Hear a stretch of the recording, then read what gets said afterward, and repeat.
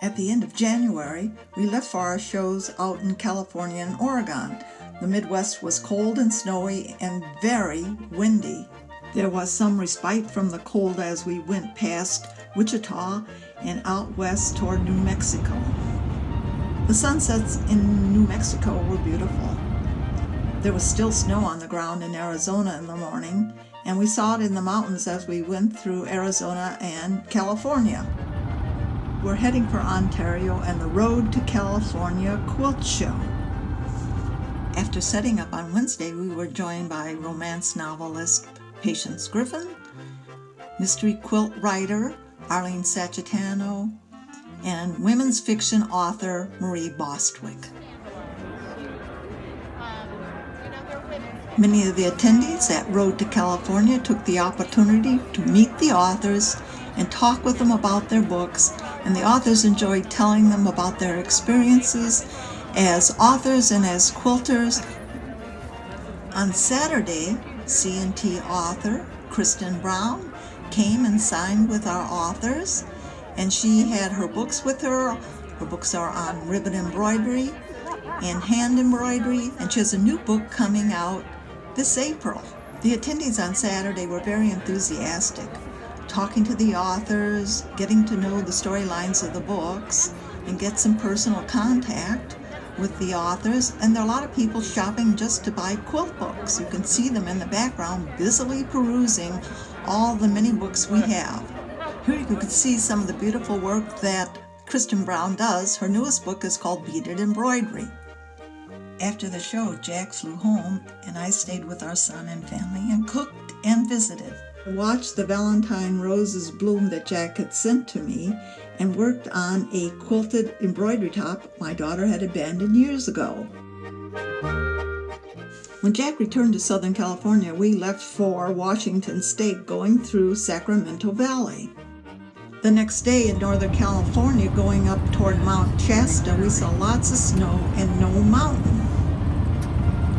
It was wet roads all the way into Oregon, and then it was trees that had collapsed onto the road because of the wet snow. After 5 hours trapped on the road, we made it to Albany after midnight. The next day, we drove through Portland and on to the Puyallup Sewing and Stitchery Show in Puyallup, Washington. Set up the show at the fairgrounds, and we were ready for the authors. Local author Carmen Pion, who writes books about Native American women. Award-winning author Karen Spears Zachariah, who writes about women in Appalachia. And Oregon's own Marie Bostwick, who writes women's fiction. Because of the unusual snowy weather out in Washington and Oregon, the authors had to make it to the show in the most difficult circumstances. It was worse for Marie and Karen, who had to make it over the western slope of the Oregon mountains where the snow was the deepest. Many of the attendees were thrilled to meet the local authors and get signed copies by Marie and Karen and Carmen.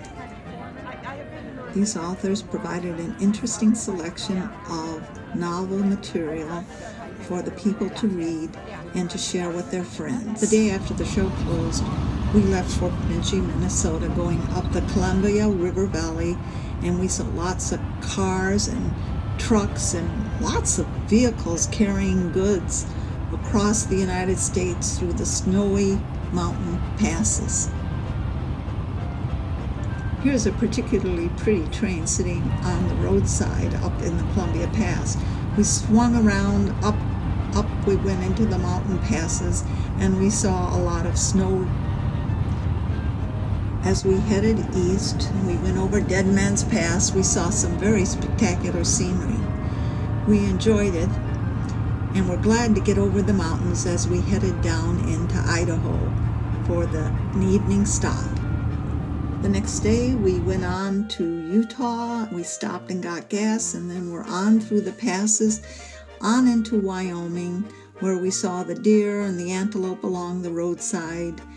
It was still snowy and it was still cold, and now it was windy again.